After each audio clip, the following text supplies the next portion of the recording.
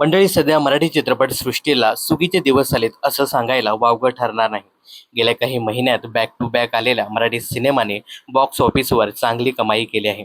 गेल्या महिन्यात प्रदर्शित झालेला देऊळ बंद 2 हा सिनेमा सध्या बॉक्स ऑफिसवर तुफान कमाई करताना दिसतोय. थिएटरमध्ये प्रदर्शित झाल्यापासून देऊळ बंद 2 हा मराठी चित्रपट प्रेक्षकांच्या पसंती उतरलाय. हा सिनेमा बॉक्स ऑफिसवर सध्या दमदार कमाई करतोय.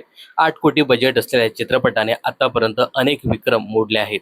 प्रवीण तरडे दिग्दर्शित या चित्रपटाने 21 दिवसात तब्बल 76 कोटी 50 लाख रुपयाचा व्यवसाय केला आहे.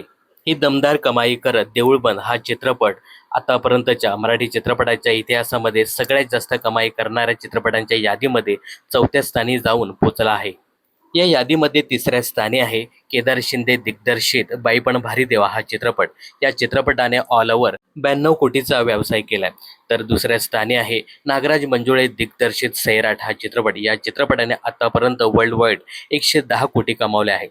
तर पहिल्या स्थानी राज्य करतोय तो म्हणजे काही दिवसापूर्वी झालेला रितेश देशमुख यांचा ड्रीम प्रोजेक्ट असलेला आणि छत्रपती शिवाजी महाराज यांच्या जीवनावर आधारित राजा शिवाजी हा चित्रपट. या चित्रपटाने देखील वर्ल्ड वाईड आतापर्यंत 130 कोटी रुपयाचा व्यवसाय केला आहे. आता या तीनही चित्रपटांचा देऊळ बंद हा चित्रपट रेकॉर्ड मोडतो का हे पाहणं खूपच इंटरेस्टिंग ठरणार आहे.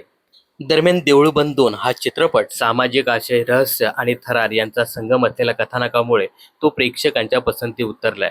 श्रद्धा, अंधश्रद्धा, धर्म आणि सामाजिक वास्तव यावर भाष्य करणारा हा चित्रपट सध्या प्रेक्षकांचं लक्ष वेधून घेताना दिसतोय. तर देऊळ बंद 2 या चित्रपटाबद्दल तुमचं काय मत आहे हे कमेंट्स करून नक्की सांगा. मनोरंजन क्षेत्रातील अशाच फिल्मी अपडेट जाणून घेण्यासाठी चॅनल जर सबस्क्राईब केलं नसेल तर जरूर करा.